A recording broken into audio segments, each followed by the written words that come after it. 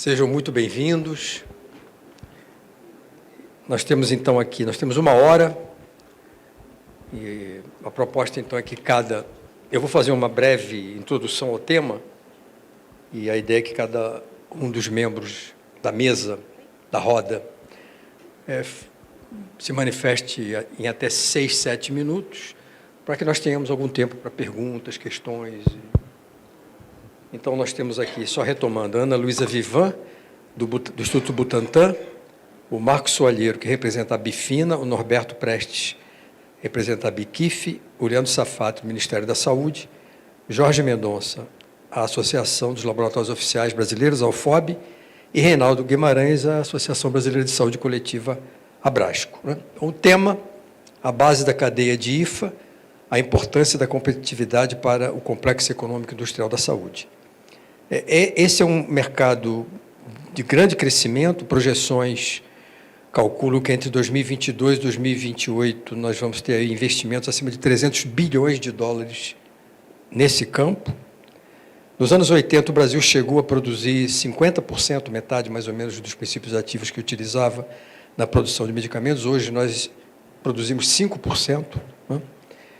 Isso tem a ver com inúmeras políticas de cunho neoliberal que foram implementadas, principalmente a partir do governo Collor de Mello, né? Tarifas aduaneiras, o que inviabilizou a produção e levou ao fechamento de inúmeras indústrias brasileiras. A Covid-19 traz luz sobre o tema, né? É um tema que normalmente é discutido na academia e nas políticas em ambientes muito restritos, ganhou a mídia, ganhou a sociedade, de uma certa forma, surgiu como uma questão importante, com a crise dramática de acesso a insumos, medicamentos, princípios ativos, né? É um tema complexo, porque a produção dos princípios ativos vai agregar dimensões tecnológicas, de infraestrutura, de pesquisa, de controle de qualidade, regulatórias, tributárias, cambiais, formação de recursos humanos, investimento em pesquisa, entre outras dimensões, né? O setor produtivo se mobiliza há muito tempo. Em 2020, a Abifina, a Alanac, o Grupo Farma Brasil, inclusive, elaboraram uma proposta para o governo brasileiro com uma série de sugestões de aperfeiçoamento da política. Essa questão também ganha um certo contorno, nesse contexto pós-Covid, de um tema de segurança nacional. E o governo, como discutimos, quem pôde assistir a sessão que acabou de se encerrar aqui com o ministro Messias, da AGU, o governo lança uma política muito mais robusta de fortalecimento do complexo econômico industrial. E eu encerraria essa breve introdução com uma provocação para todos que estão aqui na mesa. Afinal de contas, a questão de IFA, o conceito-chave é competitividade ou é política de Estado? Então, eu convidaria, para iniciar, a Ana Luísa Vivan, do Instituto Butantan, por favor, Ana Luísa.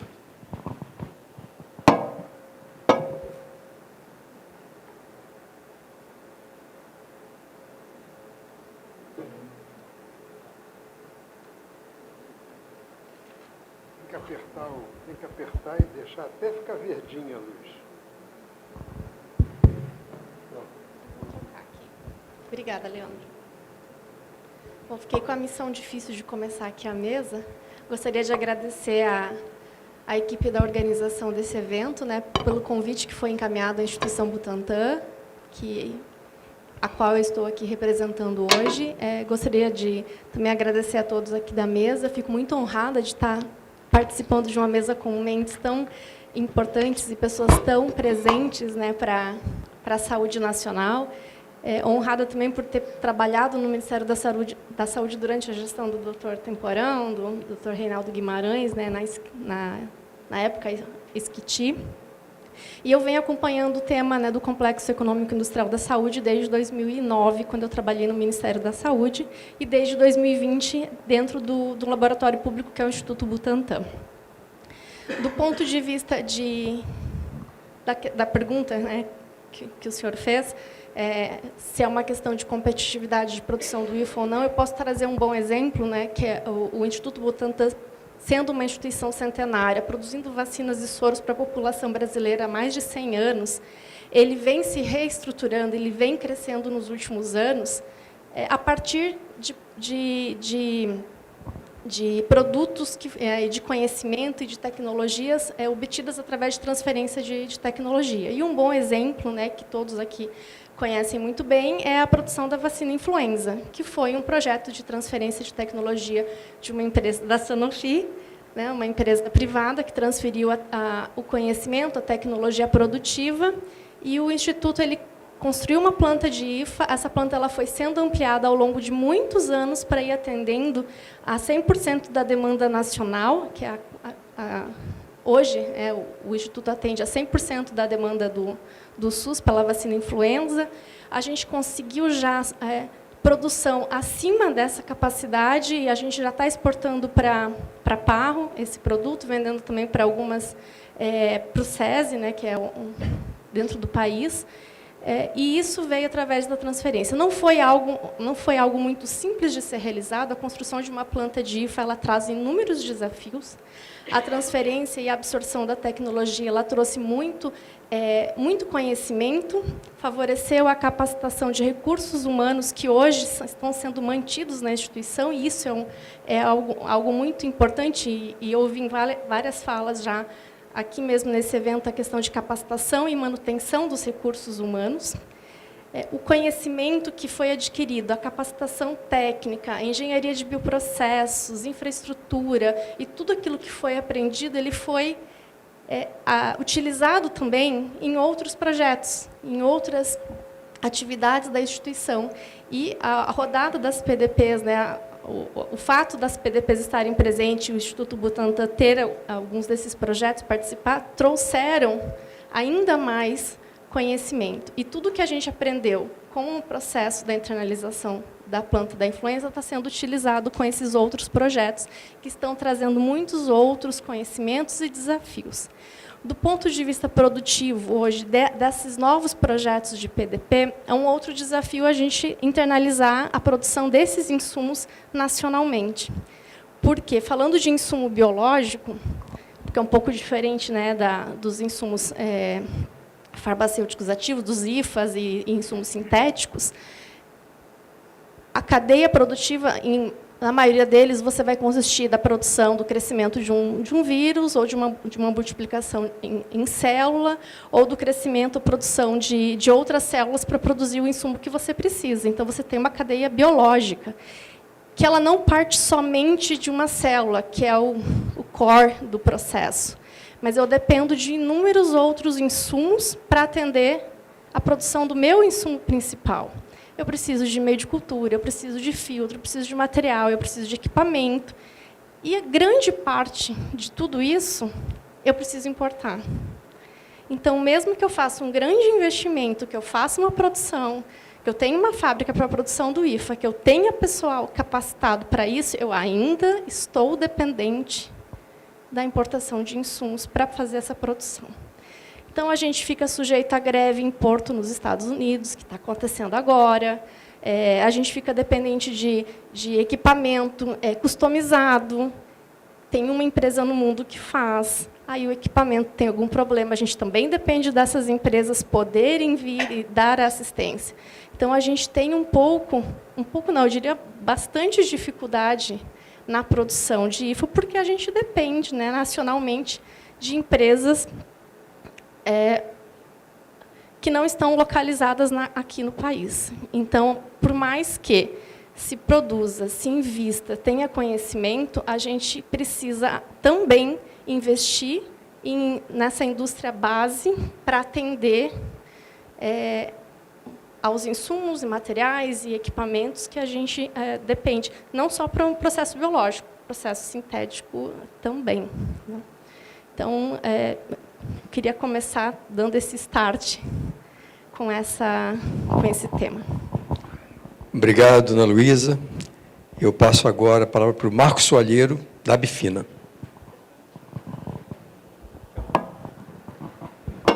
Aquecido já? Tá bom. Só ficar funcionando sem a minha voz que é ruim. Boa tarde, colegas, boa tarde, senhoras e senhores. É um prazer estar com vocês e obrigado.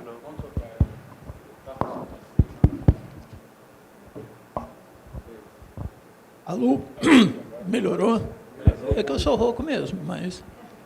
Bom, recomeçando, colegas da mesa, amigos, senhoras e senhores, com muito prazer estar aqui, muito obrigado pelo convite e parabenizo a organização do evento. Falando de dependência, né, a Ana começou o mote da dependência, eu trouxe aqui a colinha da nossa cadeia da área químico-farmacêutica, né, onde o paciente está lá no final, né, o acesso do paciente ao medicamento é tudo que a gente quer, né, para isso que a gente trabalha. E vem as caixinhas, ou os vagõezinhos do trem, né, a farmacêutica, a farmoquímica, química de intermediários, química básica, petroquímica e produtos naturais. E a Ana já tocou num detalhe, né? A gente pode ter uma indústria de farmoquímicos, né, de IFAs, extremamente sofisticada e competitiva, mas é um milagre porque você depende de intermediários de síntese que não estão no Brasil, você depende de substâncias de partida que não estão no Brasil, você depende de alguns solventes que não estão no Brasil, você depende de reagentes que não estão no Brasil. E provavelmente você vai usar equipamentos que nem sempre estão no Brasil. Então, você tem a dependência da cadeia é mais profunda do que a gente olha, né? E a caixinha da farmoquímica é um pedaço disso, né? A dependência que é estendida ao longo de toda a cadeia. Você diminuir a dependência num canto, você, de repente, está transferindo a dependência para a caixinha ao lado. A gente, é um negócio que eu sempre costumo falar, nós tivemos, naquela época dos 80, que o temporão funcionou. A Shell se tornou o que a gente se tornou hoje no Brasil, um dos maiores produtores de óleo para o grupo Shell. Isso é muito oriundo daqueles passos que a gente deu lá atrás. O Biju Perá e Salema já existia na época, e o BC10 foi um ativo extremamente importante. Biju Perá e Salema é a invenção do avião, Parque das Conchas. E ser feito no país. Isso acabou no Brasil. Você depende desses caras lá fora, né? A gente viu na pandemia, só um causozinho, que eu tive que importar um produto via aérea do Oriente e ele não podia tocar em aeroporto dos Estados Unidos, pois seria confiscado. Então, eu tive que mudar a rota para mais tempo, para mais dinheiro, para ficar mais caro, para conseguir ter o intermediário aqui para produzir IFA aqui. E, olha, se a gente não tem uma indústria que faça 5, que faça 10, mas se a gente não tem uma indústria aqui, nós íamos ter muito mais problema na pandemia, nós íamos ficar sem midazolam, sem diazepam, sem uma série de outras substâncias que faziam parte do kit intubação e que são fabricadas no Brasil, graças a Deus, e fabricadas a partir de commodities. Esse é o grande desafio, né? A indústria farmoquímica partir de commodities para fazer os seus produtos. Com isso, você diminui o custo de importação, você aumenta a variedade de supridores e você começa a realmente ser um player internacional, que é a estratégia que eu acho que a gente tem que perseguir como indústria, né? Como indústria no Brasil. A competitividade, ela é decorrência, né? Se você tem uma política que apoia o desenvolvimento industrial, ninguém nasceu competitivo, né? Eu acho que a gente lembra a gente não, os mais longevos, vamos dizer assim, lembram de um radinho de pilha japonês, né? Explica. Ele ainda sabe a marca. Que o pessoal dizia assim, o rádio dura menos que a pilha, ou a pilha dura mais que o rádio, né? Todo mundo ironizava aquilo. O bom mesmo eram os equipamentos alemães e o Revox suíço. Alguém lembra de Telefunken e Revox mais? Alguém sabe o que é isso? Né? E agora já vê a geração coreana comendo a geração japonesa. Então, a inovação vem da prática industrial. Você tem que fazer para inovar. Né? Cada vez mais a inovação está grudada no ato da execução.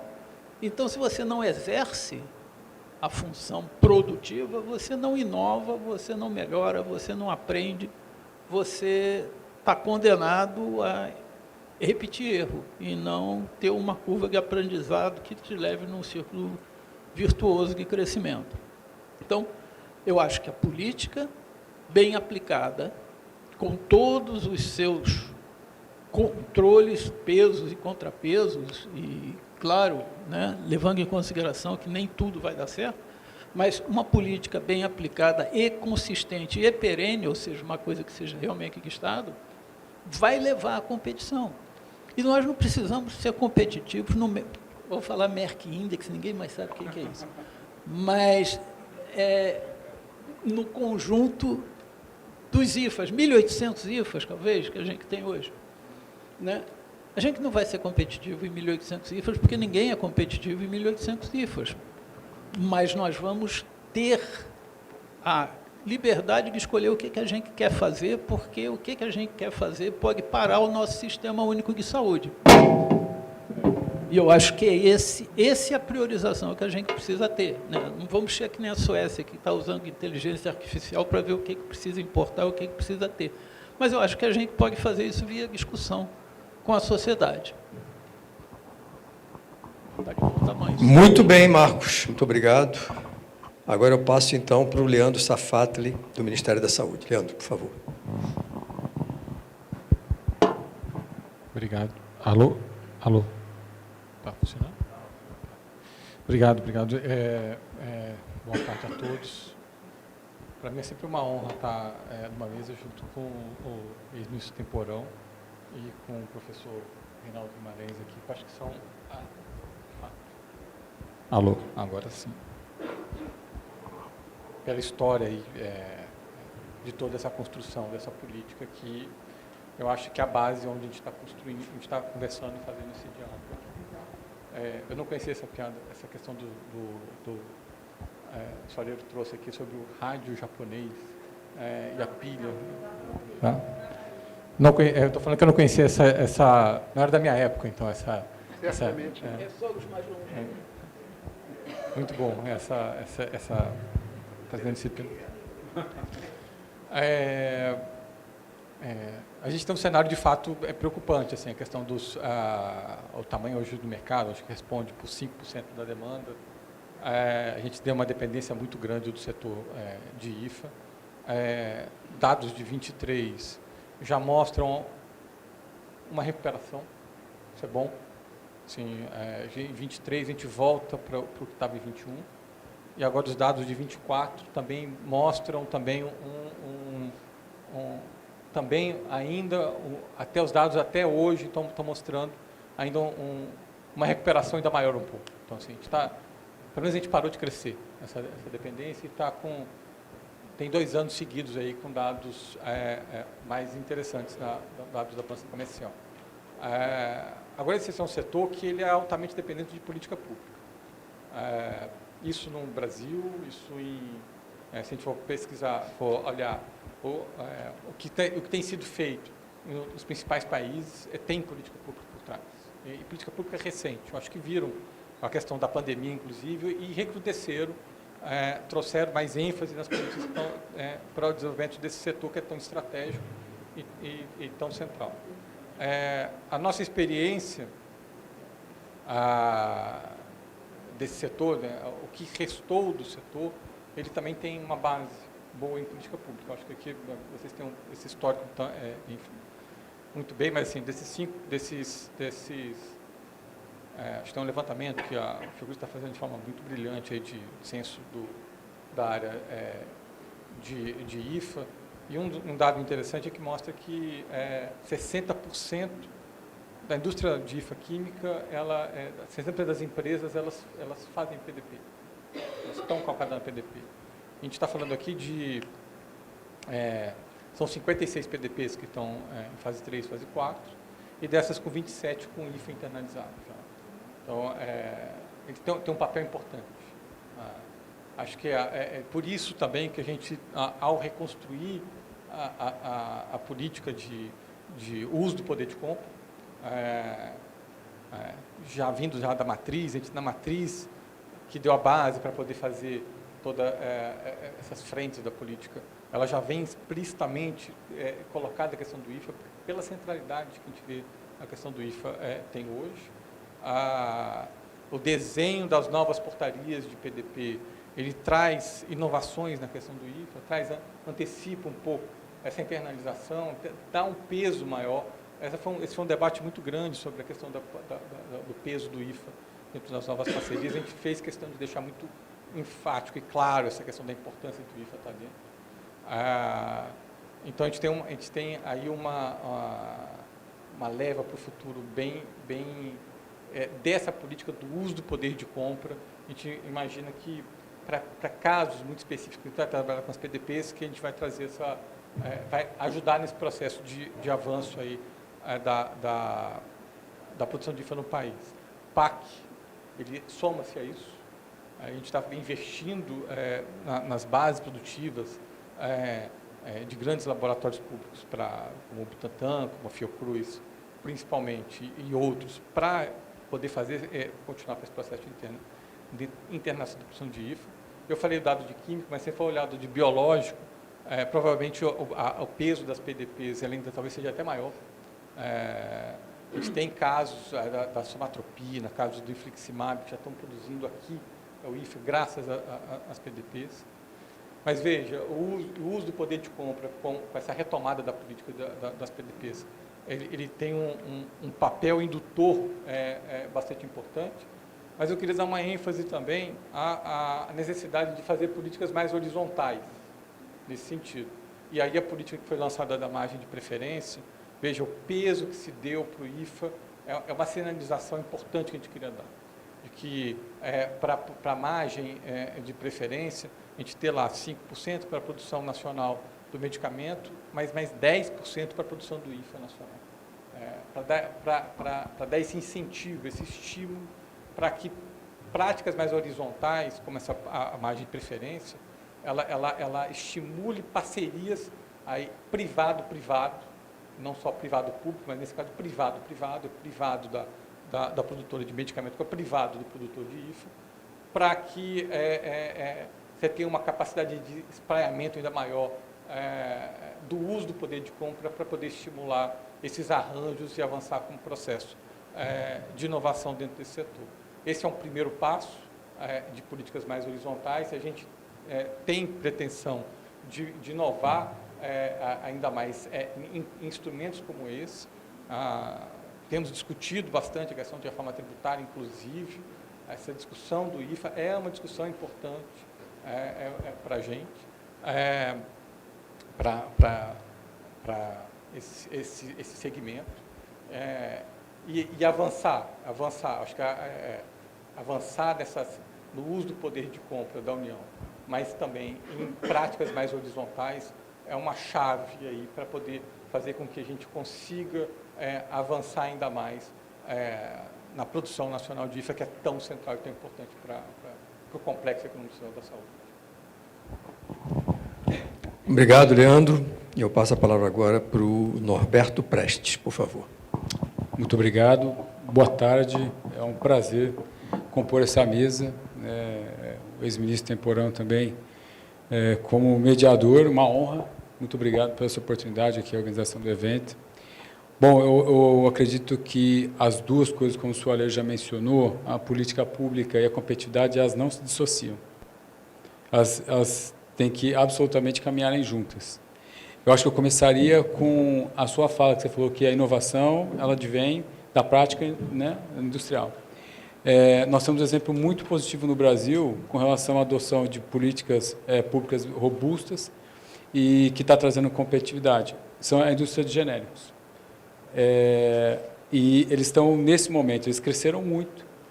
E a gente acompanha pelo projeto da Apex, as maiores, olhando para o mercado externo e começando a investir pesado em inovação. E aí a gente vem para um problema. primeiro, que a gente está tratando aqui, que é o IFA. Como é que a gente vai pensar estrategicamente exportando um medicamento que seja um genérico, porque a gente tem muita qualidade, sem pensar na base? E aí voltamos, agora vamos falar do IFA. A gente precisa de políticas públicas muito consolidadas e que dentro dela tragam questões de tributação, de proteção,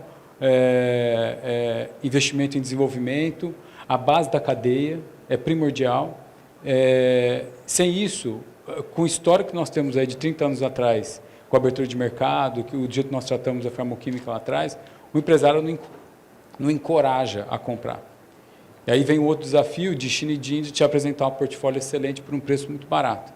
Então, eu acho que o olhar da política pública do governo ela tem que ser pensada a longo prazo, a gente cansou de falar isso aqui. Você não desenvolve um IFA conhecido com menos de 3 anos, para o inovador você vai levar mais tempo, e para ser inovador e competitivo, então você precisa dessa política industrial muito consolidada, para trabalhar primeiro a prática, e depois você evoluir para a inovação. E a gente tem que dar um passo atrás, né?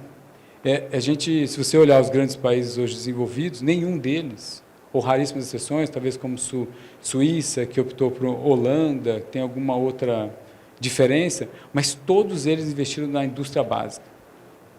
Sem indústria, você não tem competitividade. E aí, então, acho que falar de química fina, voltei do pau de Camaçari ontem, né? Hoje, agora, vim direto de lá para cá. E aí é um pouco assustador de você ver como que está a Braskem hoje, né? Está em vias de quebrar. E a gente não vai olhar para isso. O maior posto de petróleo do mundo é a Venezuela, que está aqui do lado. Tudo bem que tem uma questão política, não vamos entrar mundial, todo mundo em cima deles, que são os maiores postos de petróleo, mas a gente não discute essas questões que são vitais para a nossa sobrevivência. E aí eu estou falando, inclusive, do agronegócio, né? Porque a química fina e a base dela serve para o defensivo agrícola, para aditivo, enfim. E para nós, IFA, é a mesma base. Então, assim, a gente sempre dando desculpa de que isso é complexo. Tá? Nós evoluímos muito nos últimos 20 anos em tecnologia. Não é possível que não tenha tecnologia que caiba no nosso bolso e numa estratégia de país. O mundo capotando agora com guerras e questões geopolíticas muito sensíveis, o Soalheiro já deu um exemplo, né, da logística, o quanto custa isso para a gente. E o preço não arrefeceu, continua altíssimo. Então, assim, e como é que vai durar uma política dessa que o Ministério está fazendo agora? Ela não se sustenta.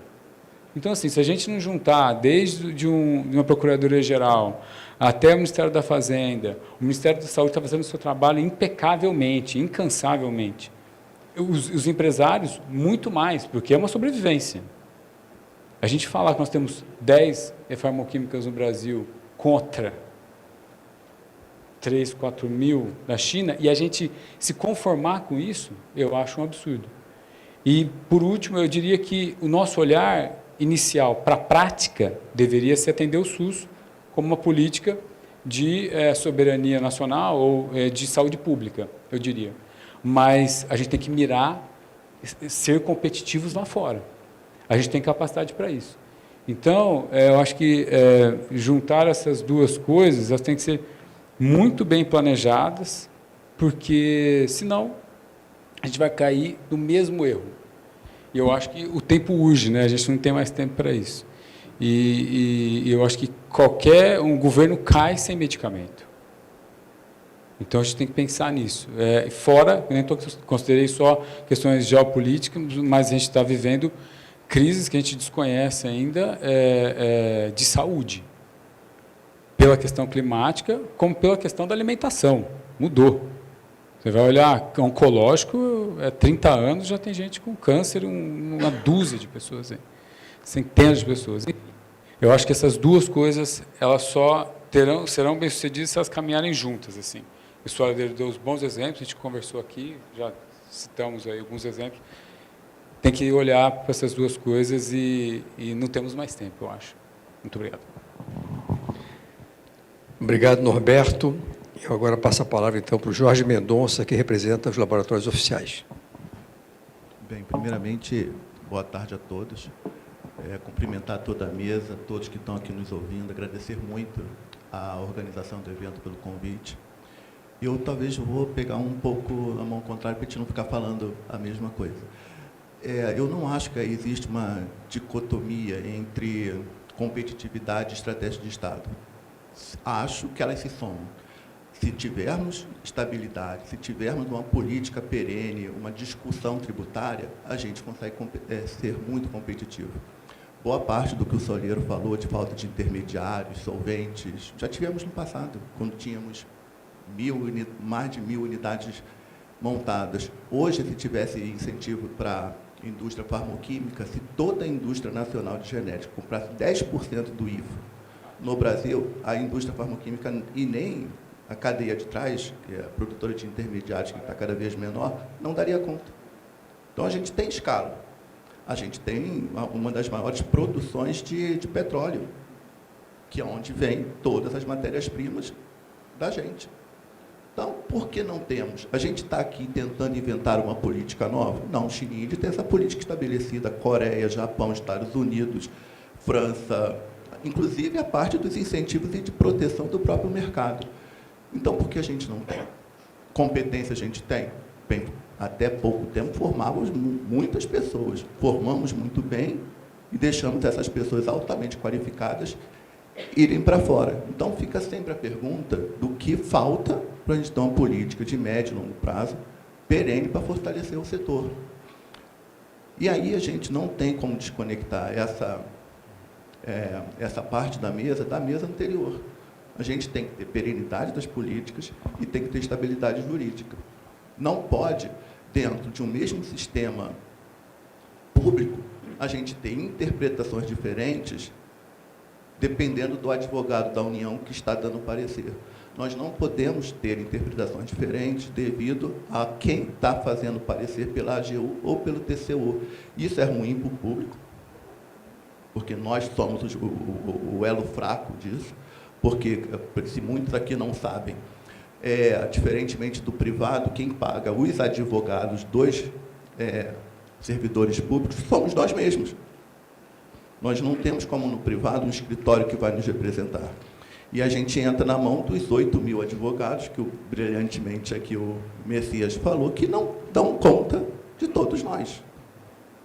Então, é uma diferença muito grande os nossos CPFs contra os CNPJs dos outros. E vou trazer um caso, que eu acho que eu conto em quase todos os eventos, e aí fugindo um pouco da questão da associação. Durante a pandemia, uma das enormes facilidades que nós encontramos, porque nós, enquanto Pharmanguinhos Fiocruz, somos talvez um dos poucos laboratórios que compramos dentro das nossas possibilidades IFAs de empresas nacionais.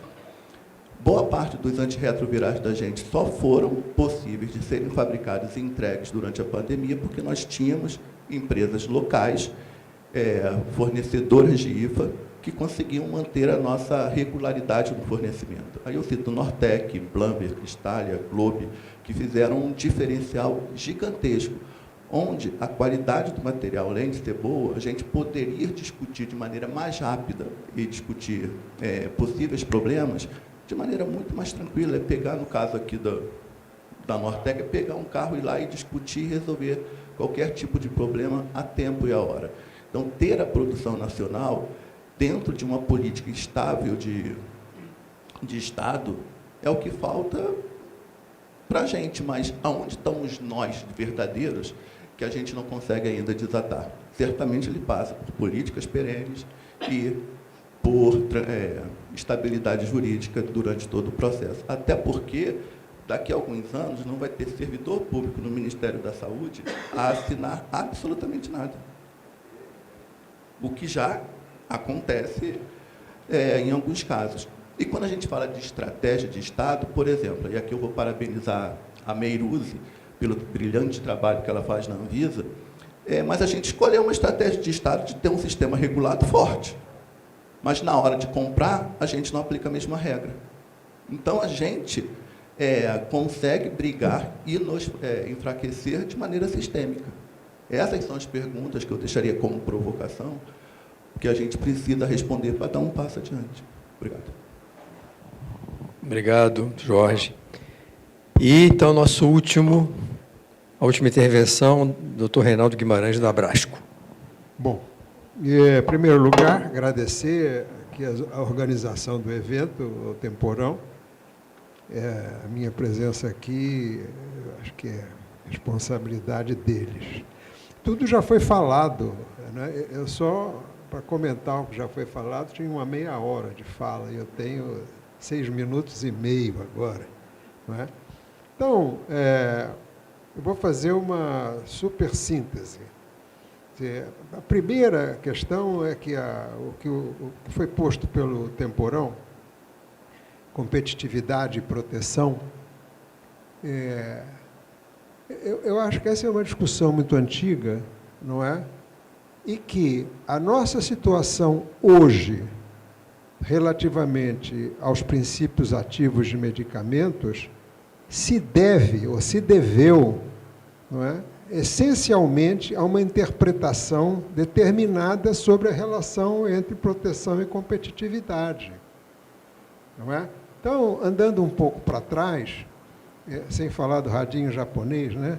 Quer dizer, eu quero dizer o seguinte, nós vivemos uma época onde, 1994, 95, não é? Nós tivemos a criação da Organização Mundial do Comércio e os acordos TRIPS, que não foram nada mais, nada menos do que uma harmonização global da política de propriedade intelectual em benefício dos detentores de patentes, que não somos nós, não é?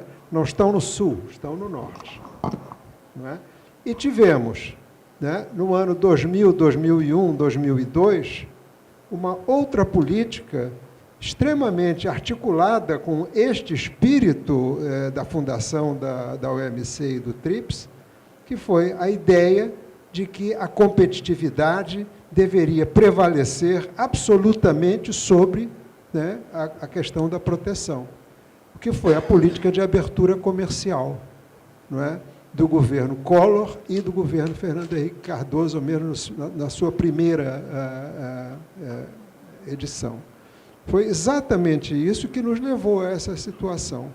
Então, a ideia não pode existir uma contradição entre competir e proteger. O problema é que, quando houve, naquele momento, houve essa escolha pela hipercompetitividade, não é? O que aconteceu? No campo dos intermediários de síntese, a Petrobras achou que não era competitivo, parou de fabricar, parou de se interessar por intermediários de síntese. Não é? O ministro, naquela época, na época de Fernando Henrique, o ministro José Serra, foi um bom ministro, do meu ponto de vista, ministro da Saúde, não é? Ele falou que essa abertura comercial foi desastrosa para o país. E ele tinha toda a razão, ela foi desastrosa. Por quê? Porque, diferentemente de outros 2 países baleia, como o Brasil é um país baleia, que foram a China e a Índia, eles optaram por se proteger, para se tornarem competitivos. Não é? Então, quer dizer, o que a Índia e a China fizeram? A Índia, não é, aproveitou do TRIPS os 10 anos do período de graça para que a sua indústria se tornasse mais competitiva. Não é? E a China simplesmente não entrou na OMC, só foi entrar agora no início dessa segunda década, não sei quando. Então, eu acho que é preciso relembrar essas questões, quer dizer, no sentido de que, se não tem intermediário, ou se não tem IFA no Brasil, foram por decisões políticas que a gente tomou. Não foi porque a gente não sabe fazer, nunca soube fazer. Houve decisões políticas que nos levaram a isso, por isso que a gente fica nessa situação relatada pelo Butantan. Não é? Eu acho que vivemos hoje, e é a última coisa que eu vou falar, não é? Principalmente pela presença do Leandro Safadli, que foi uma das lideranças na equipe do Carlos Gadelha, nós temos hoje uma nova indústria Brasil, que é uma nova política industrial, e temos uma política industrial no campo da saúde que está integrada, não é, com na nova indústria Brasil. Isso é um avanço espetacular, não é? porque das 6 missões da Nova Indústria Brasil, uma delas é exatamente responsabilidade pelo complexo econômico industrial da saúde. Eu acho que existem desafios, eu não vou ter tempo de falar, existem desafios grandes para a estratégia, para o complexo econômico industrial da saúde, que podem ser discutidas em outro momento, não é? Mas ela é, sem dúvida nenhuma, um avanço muito grande. Com relação especificamente aos farmoquímicos, nós, infelizmente, não vamos competir com China e com Índia em farmoquímicos que poderíamos chamar de commodities. Nós vamos ter que escolher, não é? Isso já foi também colocado aqui. O que é o estratégico para nós? Quais são aquelas moléculas, não é, que nós temos que investir para poder produzir aqui? Não é? A Abqif, a Abfina e a Fiocruz já fizeram estudos, não é? E identificaram, não sei se 30 ou 50 moléculas, que são aquelas que nós temos que trabalhar para fazer aqui, não é? Então, é nesse sentido que a gente tem que colocar. E acabar com essa ideia 100% ideológica, que é um pecado mortal proteger a nossa indústria.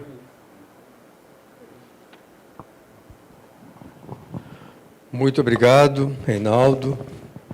Só tentando fazer uma síntese aqui, ousar fazer uma síntese, né?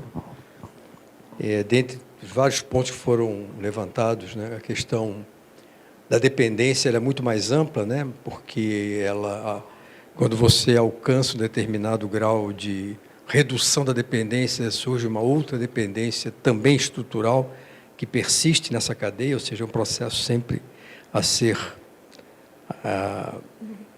enfrentado, né?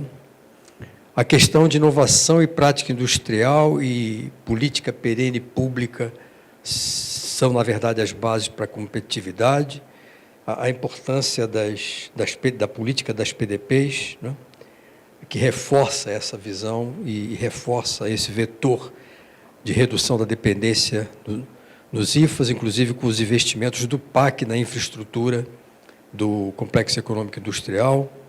Foi também levantada a questão da importância de políticas horizontais mais integradas, a importância da indústria dos genéricos também como um ator importante para a redução dessa dependência.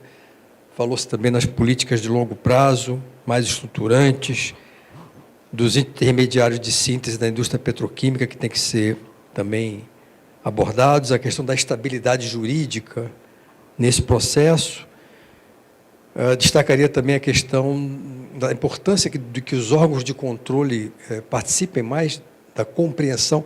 Na sessão anterior, com o Messias, isso ficou muito claro, né? Quer dizer, não adianta nada você implementar uma política brilhante, estruturada, competente, com grande consenso, aí chega um técnico do TCU e inviabiliza, né? Entra com uma medida que inviabiliza a continuidade desse processo.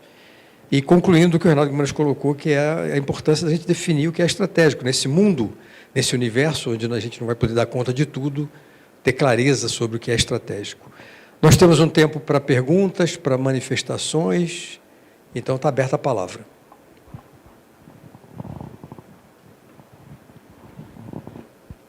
Se identifique, por favor, antes de ir. Pois não, Temporão. Boa tarde, eu sou o Jorge Costa, da Fundação Oswaldo Cruz.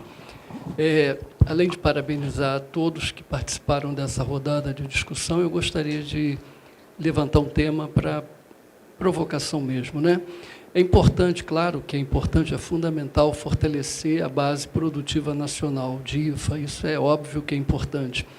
Mas, como foi mencionado aqui, essa colocação eu falo pela provocação feita pelo Soalheiro. A dependência de IFAs importados causa um problema pela própria dependência, mas, eventualmente, por questões logísticas, né, Marco? Você citou muito bem. Agora, no intervalo, eu citei um fato que ocorreu, talvez há 20 anos, uma carga de antirretroviral ficou retida no porto de Roterdã por questões patentárias. No aeroporto de Schiphol. Exato, exato. Não, mas houve da Losartana, mas houve um evento antes, Reinaldo. Mas, enfim, pensando nisso, como vocês veem a possibilidade de fortalecer a base nacional mas também fortalecer a base regional. Por que não integrar países da América do Sul, por exemplo, nessa cadeia, eventualmente de suprimento de intermediários, além de IFA, é claro.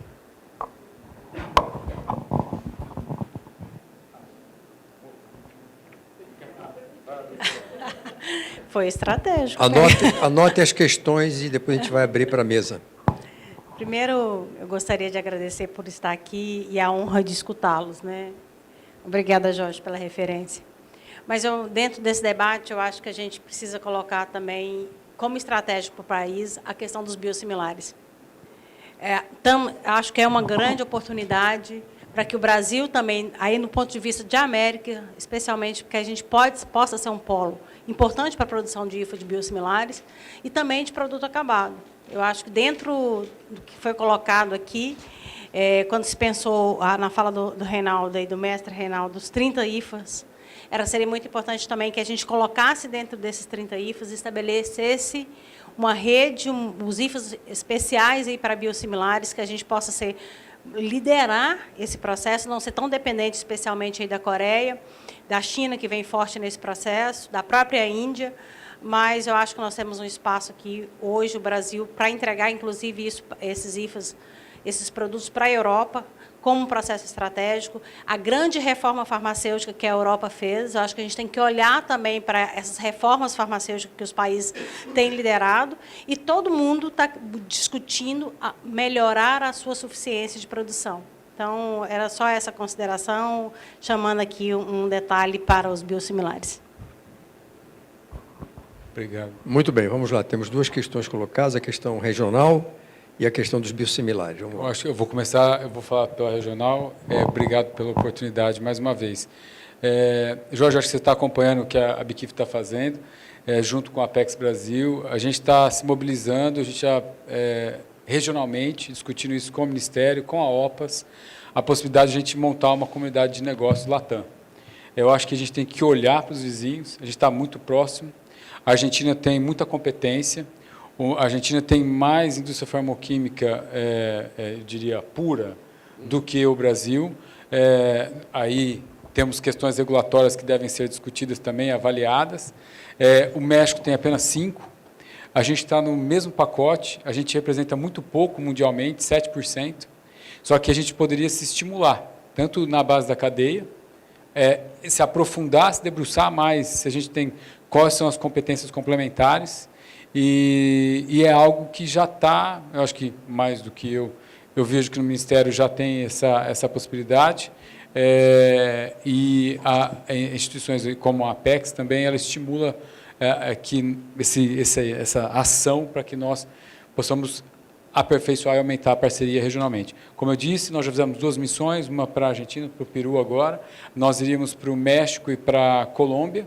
A gente vai fazer esse movimento no ano seguinte, e em março, agora a gente postergou o nosso Seminário Internacional de IFA, em parceria com a Bifina e com a Fiocruz, que vai acontecer nos dias 24 e 25 de março do ano que vem em São Paulo, Latam. A gente está se mobilizando para pegar expoentes ali da cadeia farmacêutica para vir aqui discutir conosco possibilidade de integração. Então, acho que esse é um caminho. Biosimilares tem um caminho, só que eu não sou o cara mais apropriado para falar, mas eu lembro de uma fala do Gustavo Mendes, que hoje está no Butantan, que uma das reclamações é que para montar essa estrutura de prestadores de serviço para quem produz biosimilar, era algo muito complexo, o Brasil ia demorar muito, ia ser difícil, quase impeditivo, né?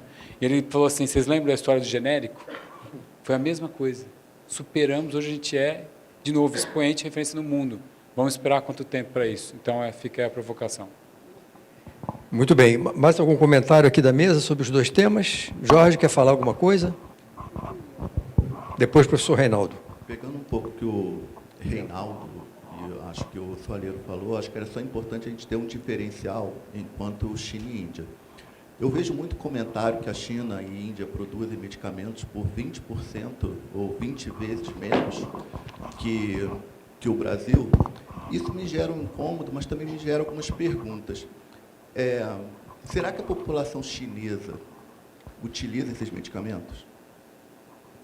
Porque a escala e assim, a população dos dois dá 3 bilhões de pessoas.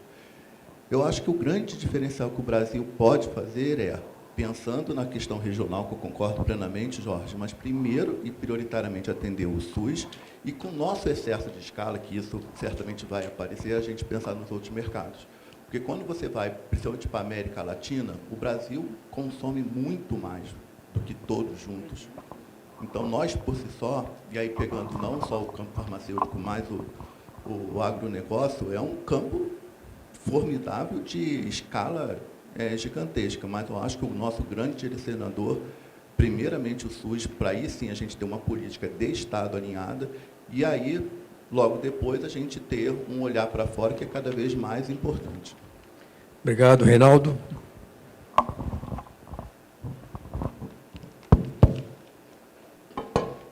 Primeiro, eu queria fazer um comentário. Eu estava olhando aquela moça que está ali com um pulloverzinho aqui, e eu não reconhecia Meiruzzi. E eu vou dizer por quê. Porque ela está inteiramente esportiva. Não é o Rio de Janeiro, é porque ela está se liberando, tá certo? Então, ela está se... Né? Além do mais, rejuvenesceu, bravíssima Meiruzzi, né? Pilar daquela Anvisa, tá certo? Durante tantos anos. Parabéns, viu, Meiruzzi? Bom, mas eu não queria falar sobre isso, não. Eu queria falar só sobre... a gente vai ficando velho, como diz o Pedro Nava, a gente fica com um farol potente, mas virado para trás, não é? Então, eu queria falar que... por que os medicamentos... No campo farmacêutico, a gente conseguiu superar aquela quebra que houve no começo dos anos 2000, da abertura comercial. Foi, de novo, o Serra que fez os genéricos, não é? Então, e ele fez porque ele sabia da tragédia que a abertura comercial estava se colocando para o país, não é?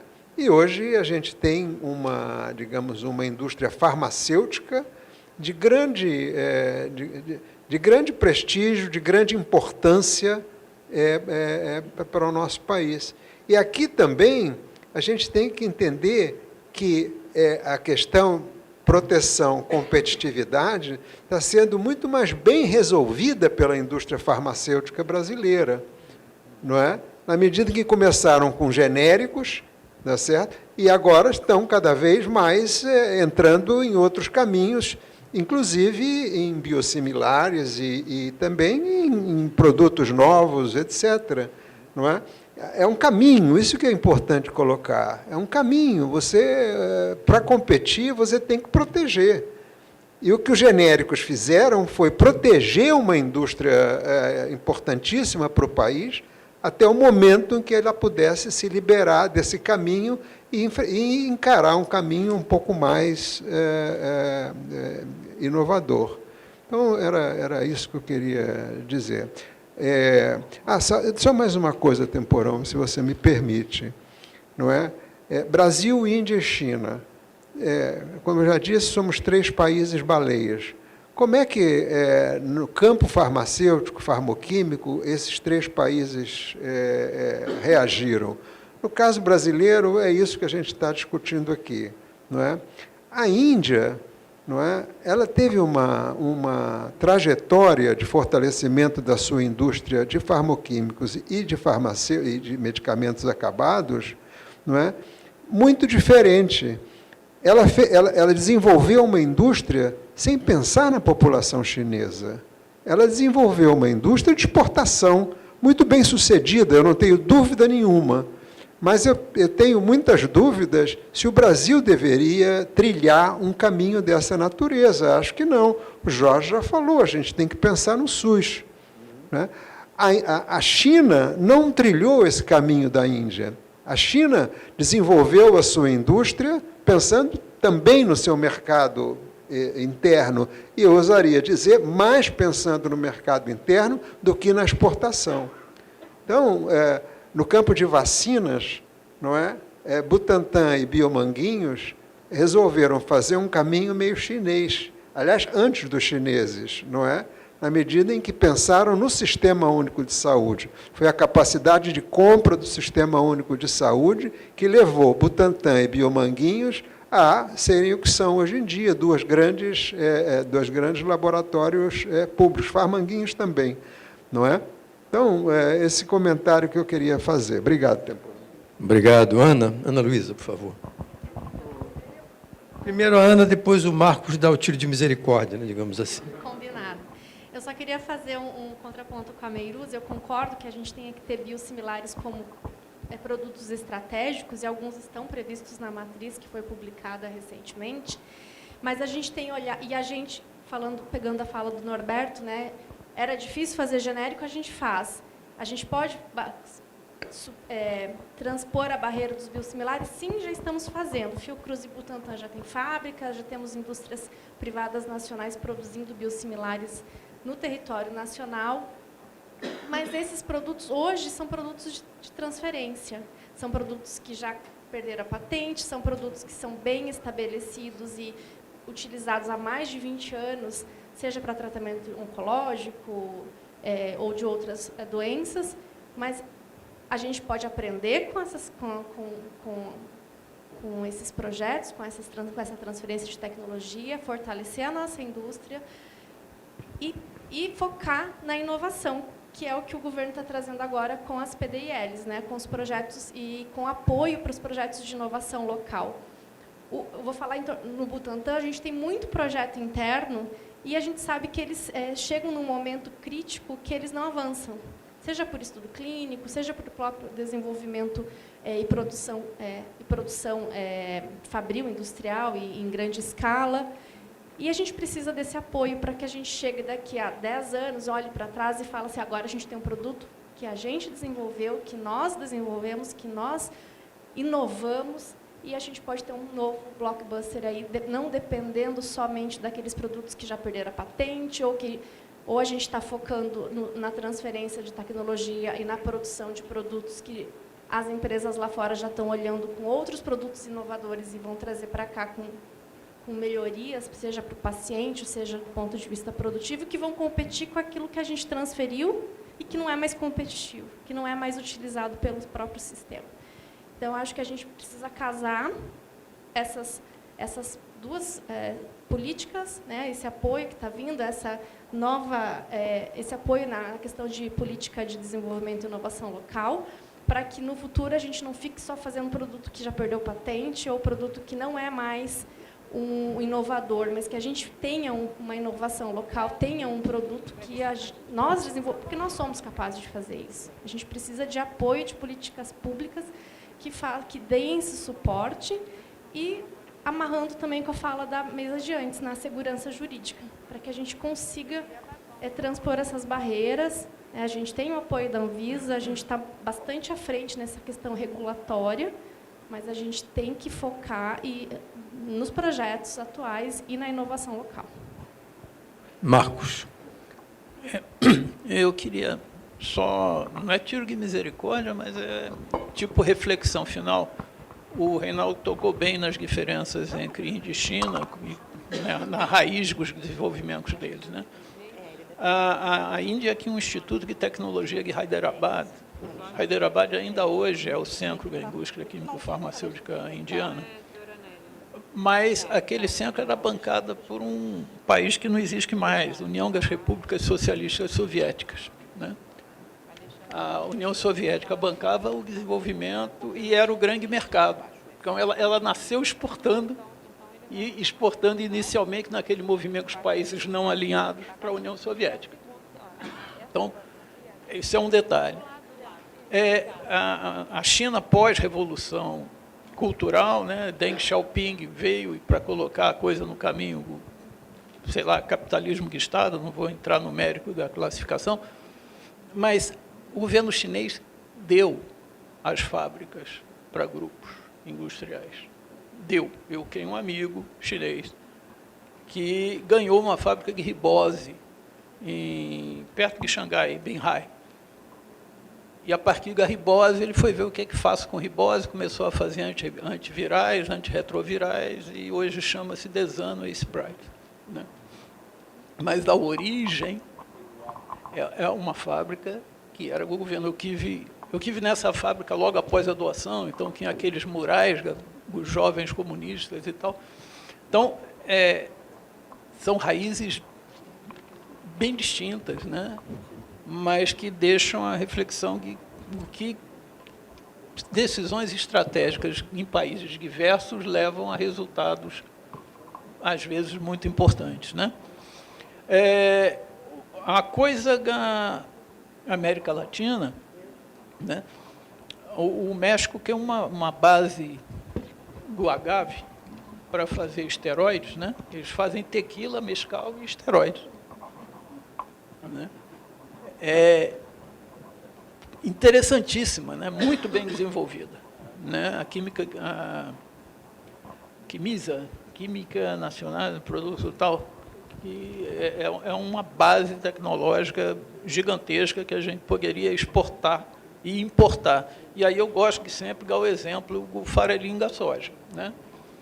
Que a gente não faz isoflavona deles, a gente não faz androstenodiona dele, mas alguém faz no planeta e depois a gente compra as quintas gerações dos IFAs que vêm desse negócio, né? Então a gente fica feliz, saltitante, sentadinho na soja, e os caras estão fazendo os extratos lá fora e vendendo os IFAs resultantes para a gente de volta. Eu acho que eu estou ficando chato com isso, mas essa integração dos complexos agro e do complexo da saúde, isso tem que acontecer, porque você vai precisar de açúcar para fazer centros quirais e ganhar dinheiro nos intermediários, você vai precisar de fermentados né, pós-açúcar também para esse tipo de coisa, você vai precisar de extratos naturais que vão dar outros caminhos sintéticos para a gente usar. Pois é, quem Ajinomoto aqui tem aquele pessoal que comprou a fábrica de brotas e depois a DSM veio, comprou para fechar, porque muda a rota das vitaminas todas. Então, a coisa o jogo é pesado, é estratégico e a gente tem que olhar isso como país. Tá? É só a reflexão final. Muito bem, Marcos. Bom, nós temos aqui a presença honrosa do diretor-geral do Instituto Nacional do Câncer, Roberto Gil, que quer fazer uma pergunta, e depois o Leandro também vai fazer a intervenção dele. Roberto, diga o que o inquieta. Vamos lá.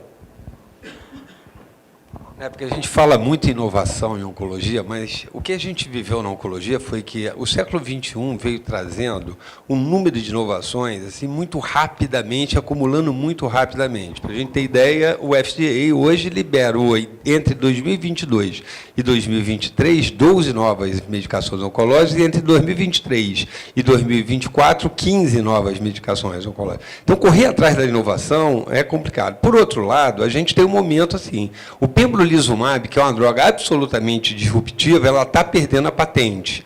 E a MSD está disposta a transferir tecnologia para a fabricação aqui. Então, eu pergunto, não é um momento, janela de oportunidade que a gente pode ter, porque só o pembrolizumab tem 34 indicações de uso em oncologia. Então, não é uma medicação, são múltiplas indicações que você tem. E a gente vive uma angústia da gente, apesar de ter o SUS, a gente não está conseguindo incorporar muito dessas drogas que já estão fazendo mais de 20 anos que estão ali. Então, a busca da inovação também, para a gente, é a inovação do começo do século que não chegou no SUS ainda. Então, essa é a questão que eu acho que a gente hoje precisa ter. E uma coisa também é o desabastecimento.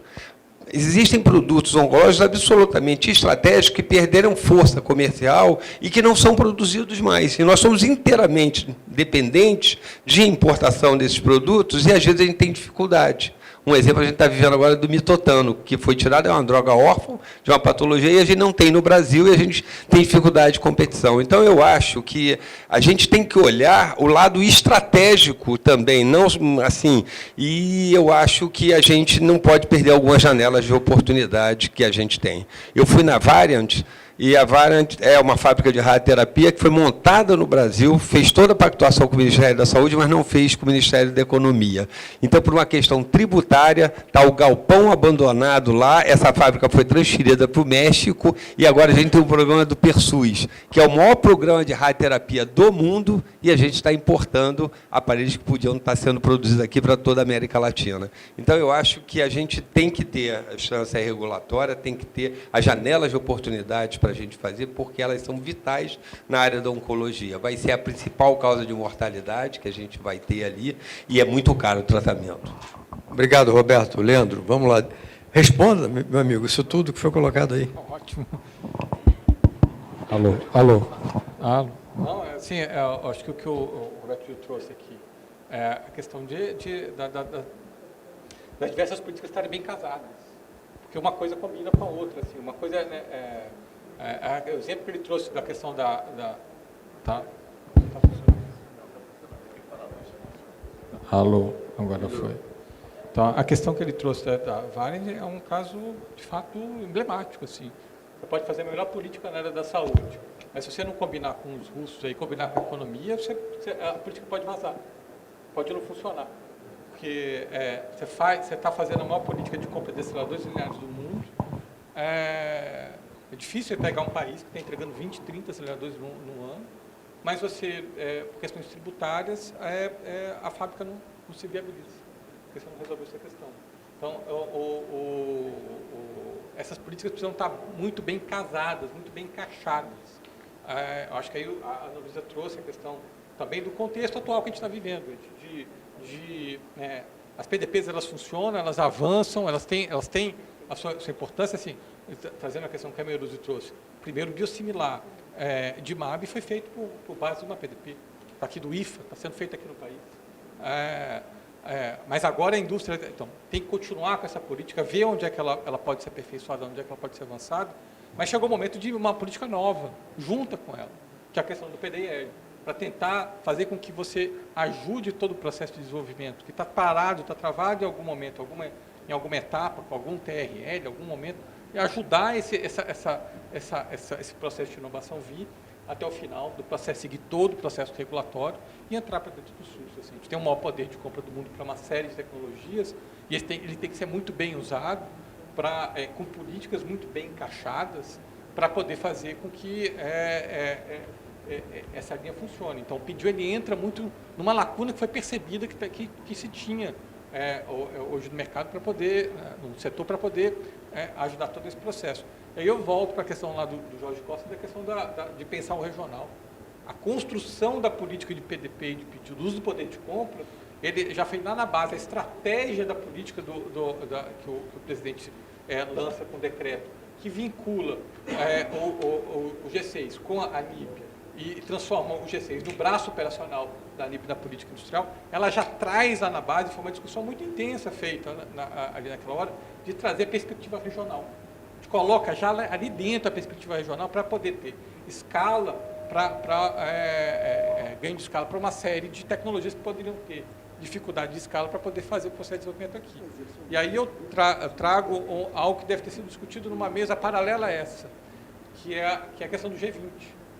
E aí é muito importante ver o que foi noticiado semana passada sobre o G20, foi a construção da coalizão do G20 para a produção global aqui, sob a liderança do Brasil nesse processo, para poder fazer essa colisão para a produção global de medicamentos, de vacinas, de tecnologias, de doenças negligenciadas e de uma série de outras tecnologias para abastecer a região. Quer dizer, a importância, então, aí de encaixar bem as políticas, perceber o atual contexto, encaixar bem essas políticas, tendo a perspectiva nacional, a perspectiva regional e perspectiva global que está sendo construída para poder viabilizar uma série de ações para frente. Então, acho que a gente tem um horizonte de curto prazo aqui muito interessante, uma perspectiva de construção, de avanço muito interessante para os próximos anos. Muito bem lembrado, Leandro. Acho que não houve a divulgação necessária.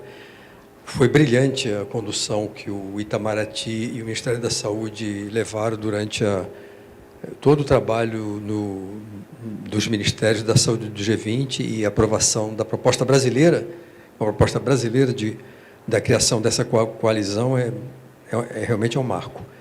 Para encerrar, nós temos uma pergunta que o professor Reinaldo Guimarães quer fazer, uma reflexão, uma provocação. Não, porque o Gil falou que a Varian foi para o México. A Varian foi vendida para a Siemens. É outra coisa. Aí foi não é, a briga de cachorro grande, não é? Foi antes. É? Foi antes da fusão. É? Bom, tá bom. Bom, muito bem. Então, nós encerramos aqui com brilhantismo. Quero agradecer a presença dos nossos brilhantes participantes e a presença de todos. Um abraço, boa tarde.